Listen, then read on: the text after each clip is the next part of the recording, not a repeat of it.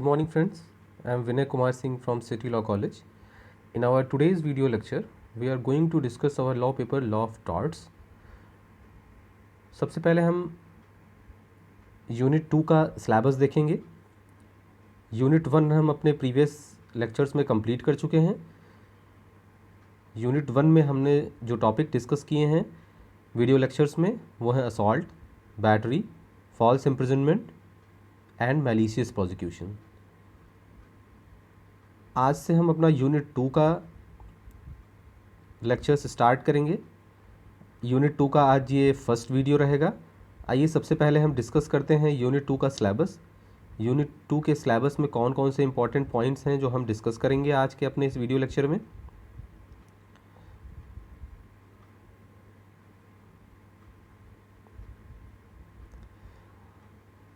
देखिए यूनिट 2 में हमारे पास जो इम्पॉर्टेंट टॉपिक हैं जो हम इस पूरे सीरीज़ में डिफरेंट वीडियोस में डिस्कस करेंगे वो है ट्रेसपास, न्यूसेंस,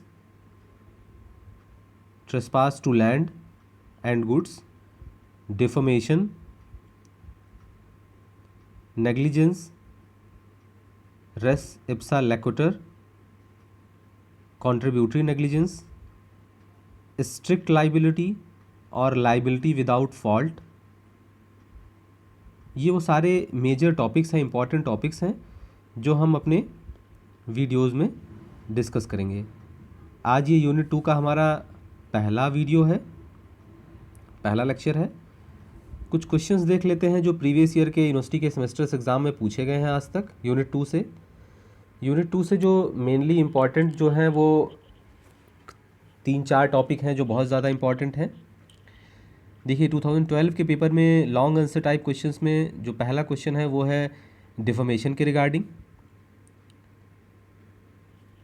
और जो दूसरा क्वेश्चन है वो है reasonable foresight, reasonable foreseeability plays important role in duty to take care under negligence.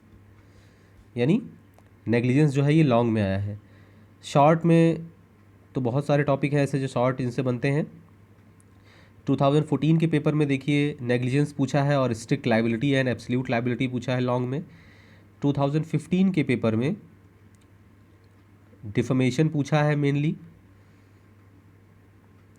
और जो दूसरा क्वेश्चन है वो है एब्सोल्यूट लाइबिलिटी के रिगार्डिंग। 16 के पेपर में देखिए नेग्लिजेंस पूछा है और न्यूसेंस पूछा है लॉन्ग में।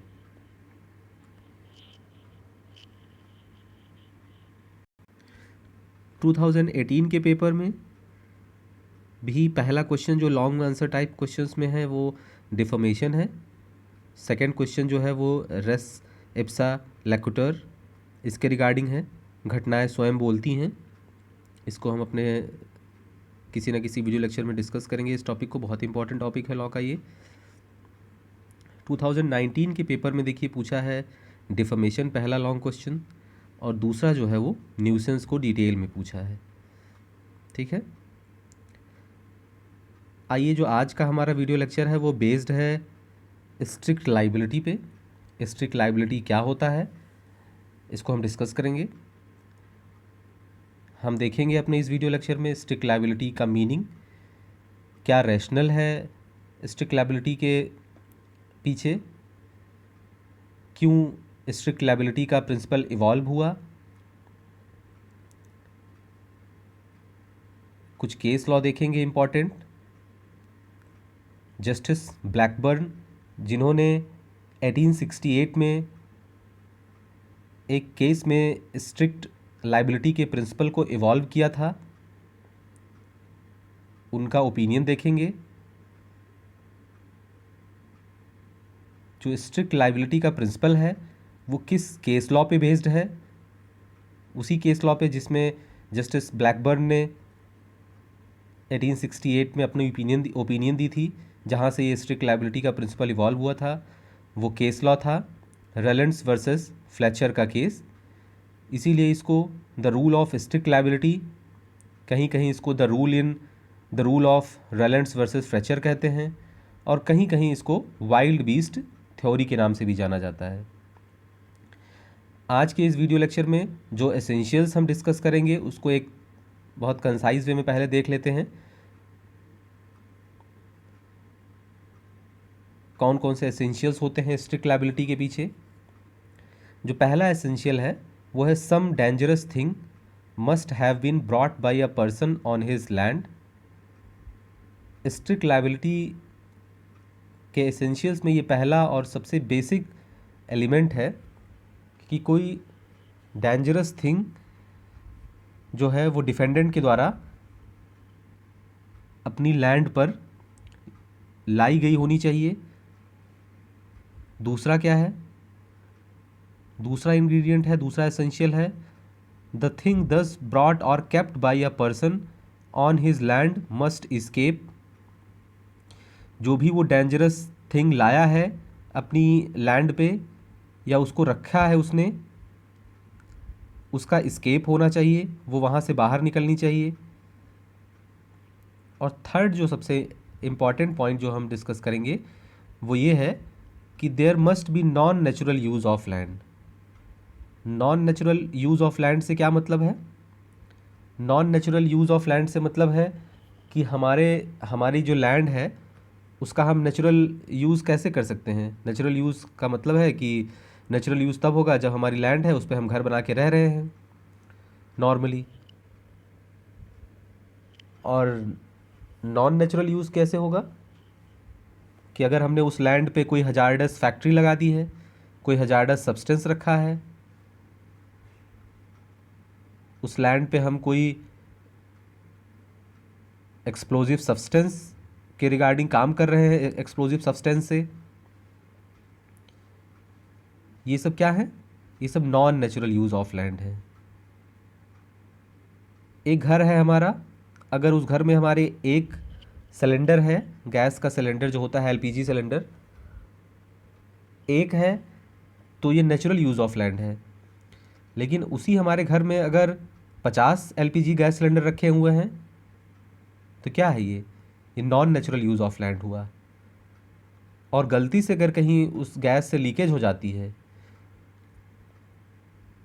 तो ये क्या होगा इससे? अगर वो गैस गलती से एस्केप कर जाएगी हमारी लैंड से, अगर आप सेकंड पॉइंट को देख पा रहे हो तो उससे क्या होगा? हमारे नेबर्स को, हमारे पड़ोसियों को उससे क्या होगा? उससे डेंजर होगा,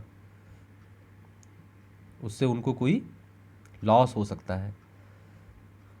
तो इन डिटेल में हम देखेंगे कि क्या ज़रूरत थी रेलन वर्सेस फ्लेचर में स्ट्रिक्ट लायबिलिटी के प्रिंसिपल को इवॉल्व करने की, और क्यों इसको स्ट्रिक्ट लायबिलिटी कहते हैं। साथ ही साथ इसी वीडियो लेक्चर में हम डिस्कस करेंगे कुछ एक्सेप्शंस। स्ट्रिक्ट लायबिलिटी के कुछ एक्सेप्शंस भी हैं जो इसी केस में, रेलेंट्स वर्सेस फ्लेचर के केस में बताए गए थे। पहला एक्सेप्शन है प्लांटिफ्स ओन डिफ़ॉल्ट, यानी अगर हमारी लैंड पे कोई भी हजार्डस सब्सटेंस रखने के बाद प्लांटिफ की खुद की डिफ़ॉल्ट से अगर कोई उसको लॉस होता है तो ये स्ट्रिक्ट लायबिलिटी का एक एक्सेप्शन होगा, वहाँ पे डिफेंडेंट लाइबल नहीं होगा। एक्ट ऑफ गॉड, ये दूसरा एक्सेप्शन है। कंसेंट ऑफ द प्लांटिफ, ये थर्ड एक्सेप्शन है। Act of the third party, ये थर्ड एक्सेप्शन है। और जो फिफ्थ और लास्ट एक्सेप्शन जो हम अपने इस वीडियो में डिस्कस करेंगे वो है स्टैट्यूटरी अथॉरिटी। ठीक है, ये तो वो था बहुत समराइज वे में हमने देखा कि स्ट्रिक्ट लायबिलिटी के में हम डिस्कस क्या करेंगे। मैं उम्मीद करता हूँ कि अभी आपको बहुत कॉन्सेप्ट इसके रिगार्डिंग क्लियर नहीं होगा। वीडियो स्टार्ट करने से पहले कुछ बहुत बेसिक चीज़ें मैं बताना चाहता हूँ जो लॉ ऑफ टॉर्ट्स का जो एक बेसिस है। आप चाहे लॉ के स्टूडेंट हैं या नहीं हैं, फिर भी लगभग ये बातें आपको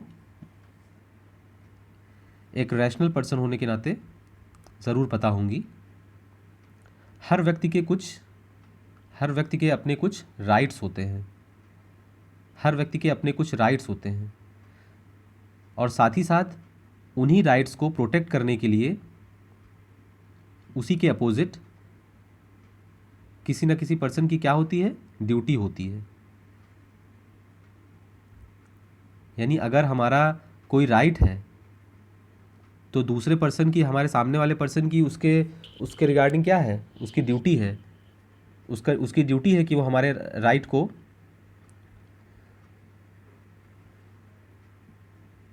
प्रोटेक्ट करे। और अगर जिस पर्सन की ड्यूटी है हमारे राइट को प्रोटेक्ट करने की, अगर वो अपने किसी रॉन्गफुल एक्ट या रॉन्गफुल ओमिशन से हमको कोई डैमेज कॉज करता है,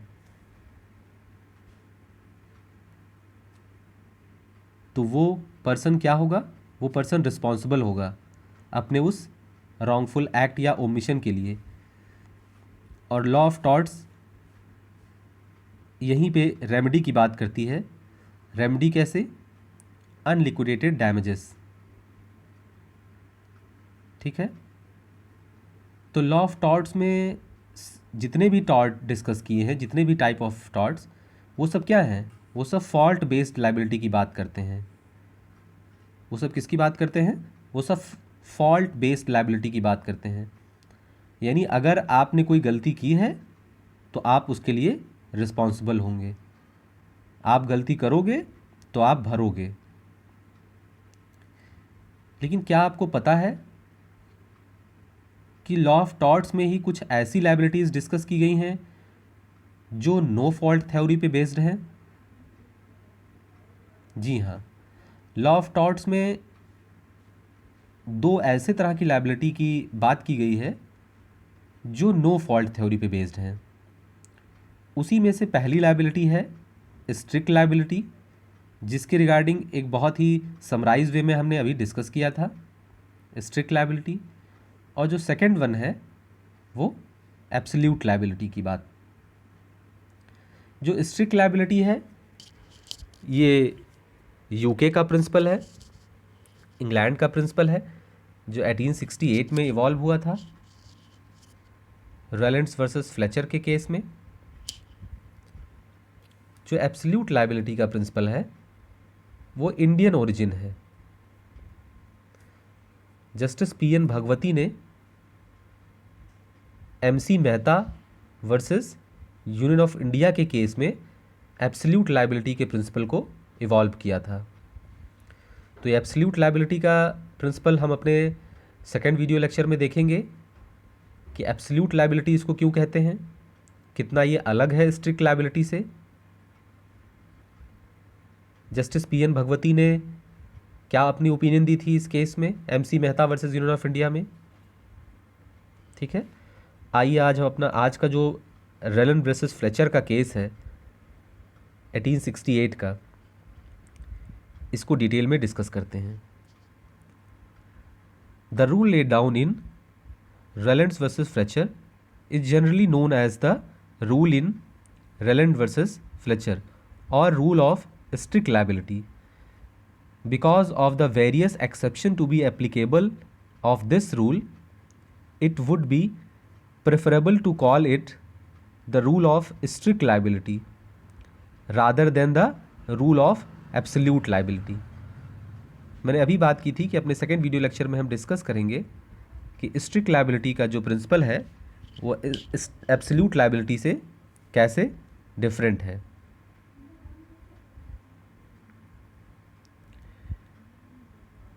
It has been noted above in Rowland versus Fletcher in 1868.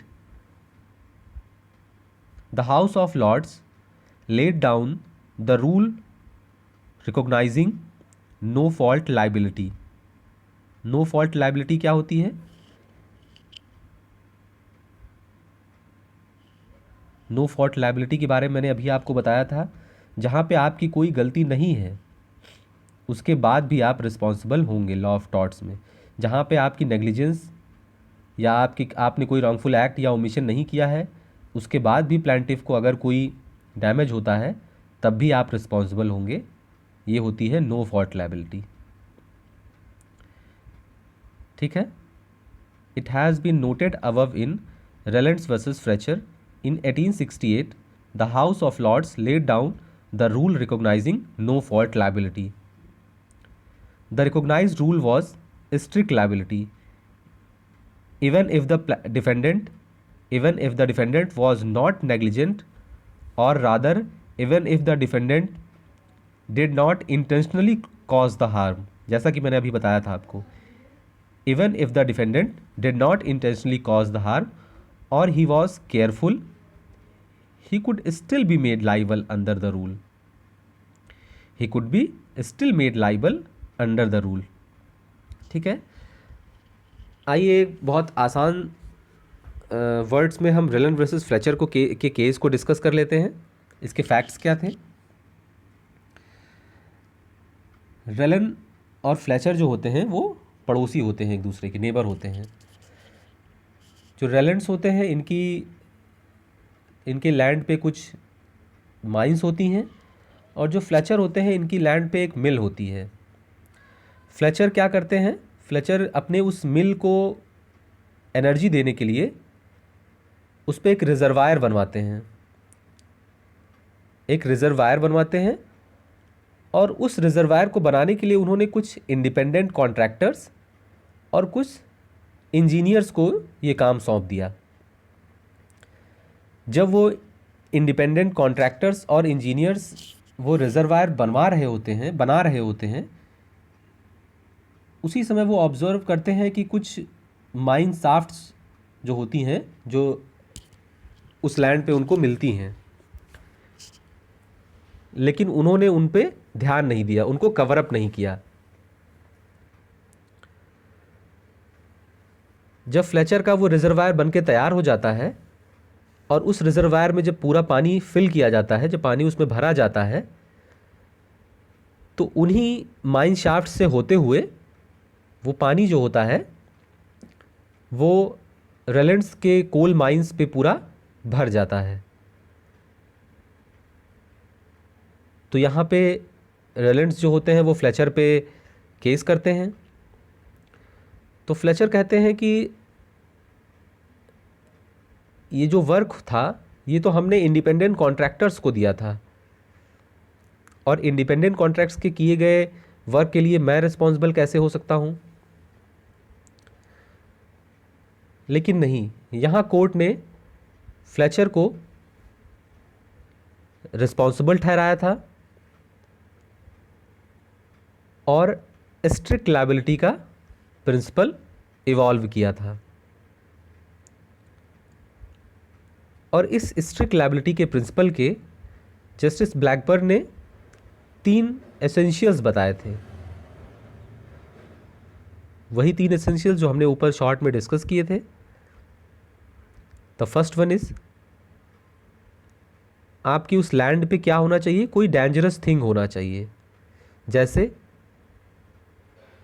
Fletcher ने अपनी लैंड पे क्या बनवाया, एक रिजर्वायर बनवाया, बहुत ही बड़ा रिजर्वायर। तो ये क्या था, ये एक डेंजरस थिंग था या नहीं था, कि अगर वो रिजर्वायर जो था अगर उससे किसी को प्रॉब्लम हो जाती,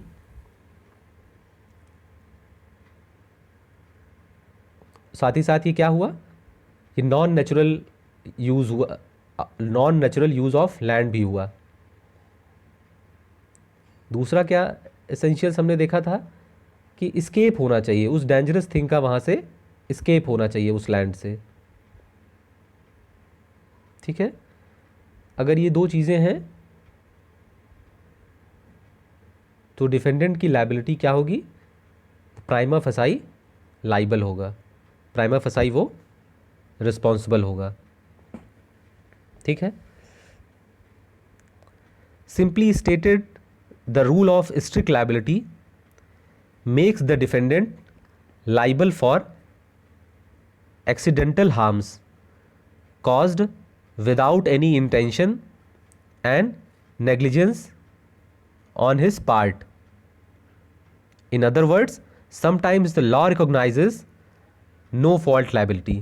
जैसा कि हमने इस केस में देखा, रेलन वर्सेस फ्लेचर के केस में फ्लेचर की कोई भी लायबिलिटी नहीं थी। द अंडरटेकर्स ऑफ हजार्डस और dangerous activities have to compensate for the damage caused irrespective of any carelessness on their part. आइए देखते हैं जस्टिस ब्लैकबर्न। आपको ये एग्ज़ाम पॉइंट ऑफ व्यू से हमेशा याद रखना है, रेलैंड वर्सेस फ्लेचर के केस का जजमेंट जो था वो किसने दिया था? वो जस्टिस ब्लैकबर्न ने दिया था। ब्लैकबर्न क्या कहते हैं इस केस में? ब्लैकबर्न कहते हैं, जस्टिस ब्लैकबर्न कहते हैं, the rule of law is that the person who for his own purpose brings on his land and collects and keeps there anything likely to do mischief if it escapes must keep it in at his risk.